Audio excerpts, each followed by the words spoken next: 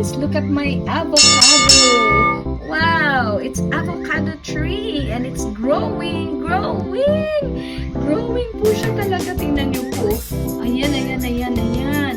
Pakita ko pa po. Tinakpan ko lang to ng dahon. Ayan po. It's the seed of an avocado. Imagine. Ang laki niya na oh. Dami niya ng dahon. Ako naman. Pag tumubo siya, edi siya na talaga. Kanya na yung paso. Kung sino mauna. Ito yung rose trying namatay yung mga pepper, whatever that is.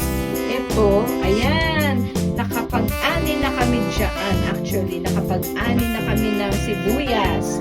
Ito naman po is the squash. Tumutubog siya. Yung ibang squash hindi nakasurvive. So, we'll see kung ito po ay mag-survive. Okay. Happy planting. And happy and keep growing.